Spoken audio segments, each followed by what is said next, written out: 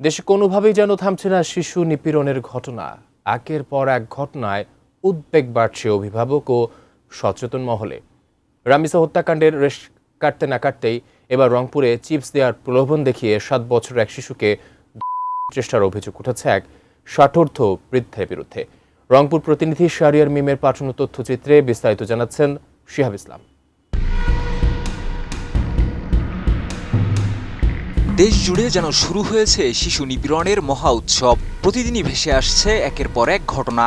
শিশু রামিসা হত্যার রেশ কাটতে না কাটতেই এবার যৌন নিপীড়নের শিকার হয়েছে রংপুরের এক 7 বছরের শিশু। রংপুরের মাহিগঞ্জ থানার কলাবাড়ি গ্রামে 7 বছরের এক শিশুকে চিপস দেওয়ার প্রলোভন দেখিয়ে চেষ্টার অভিযোগ উঠেছে 60 বছর বয়সী বদিয়ার জামান নামের এক ব্যক্তির বিরুদ্ধে। ঘটনাটি প্রকাশ্যে আসতেই এলাকায় ব্যাপক উত্তেজনা ছড়িয়ে পড়ে।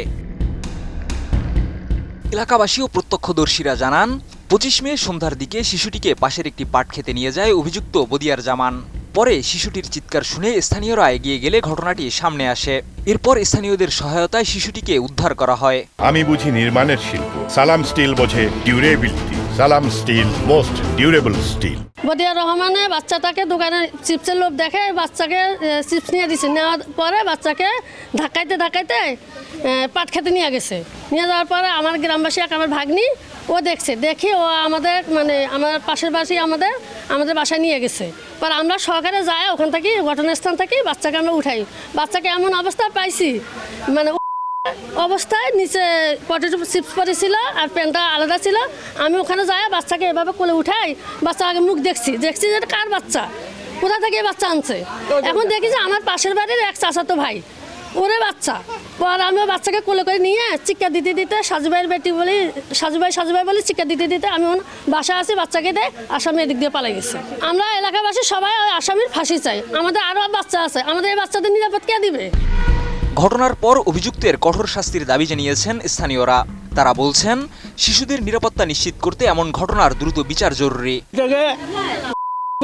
শোয়াইছে মেয়েটা উঠি বসি পড়ে, আবার শোয়াইছে আবার উঠি বসি পড়ে। ওইভাবে মেয়েটাকে আবার শোয়াইছে পড়ছে, তোর মেয়ে চিৎকার দিছে। তখন ওই বাড়ির একটা মহিলা চিৎকার দিয়ে চতুর্দিক দিয়ে বেড় দিয়ে ধরছে। এই অবস্থা। আরেক বাড়িতে বেড়া কাটিয়ে ঘরে ঢুকছে, ওইটা বিচার হয় নাই। ভালো সূক্ষ্ম বিচার চাই। আমার স্বামীকে তারপরে আমার একটা ভাই একটা কালুক ডাকি নিয়ে গেছে। যা দেখি আমরা 5 জন মহিলা শুদ্ধে গেছি, যা দেখি বাচ্চাটা মাটির বসা ছিল। পরে ওখান থেকে বাচ্চাটা তোলার পর দেখি হাতে প্যান্ট ছিল আর পটেটো প্যাকেট একটা মনে হয় কিনে দিয়েছিল, পটেটো প্যাকেট একটা ছিল। পরে আমরা তো বাচ্চাকে নিয়ে চলে আসছি এদিকে। পরে ওই লোকটা পালাই গেছে, আর কোথায় গেছে কইতে পারি না। 6.5 বছর বাচ্চা, তা পটেটো দোকানের নাকি পটেটোর কথা বলিয়া পটেটো একটা হাতে দিয়ে দোলায় পাট খেতে নিয়ে গেছে, নিয়ে তুলছে। আর তো আমরা পরে আসিয়া শুনলাম এইরকম, যাতে ওর ভালো কঠিন বিচার হয়।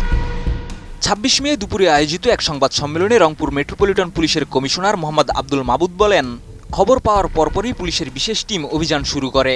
পরে রাতভর অভিযান চালিয়ে অভিযুক্ত বদিয়ার জামানকে গ্রেপ্তার করা হয়। ওখানকার স্থানীয় জনগণের সহযোগিতায় সেখানে চেষ্টা করা হয়, বাট হয় নাই।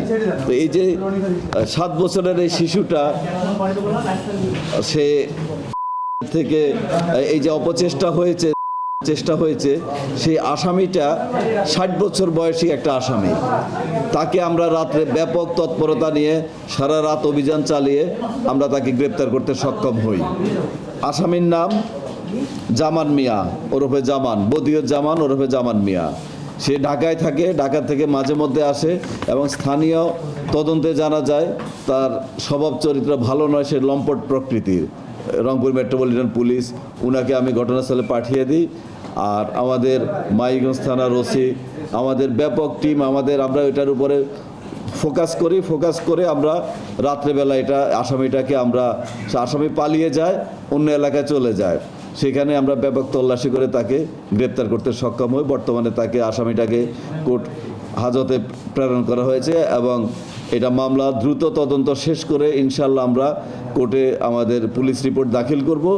আর সাজার বিষয়টা বিজ্ঞ আদালত আমাদের সেই পুলিশ রিপোর্টের প্রেক্ষিতে বিজ্ঞ আদালত সেটার ব্যবস্থা নেবেন। পুলিশ জানিয়েছে, এ ঘটনায় শিশুটির বাবা বাদী হয়ে মাহিগঞ্জ থানায় একটি মামলা দায়ের করেছেন। একই সঙ্গে অভিযুক্তের বিরুদ্ধে প্রয়োজনীয় আইনগত ব্যবস্থা প্রক্রিয়াধীন রয়েছে বলেও জানিয়েছে পুলিশ। শিহাব ইসলাম, এটিএন নিউজ।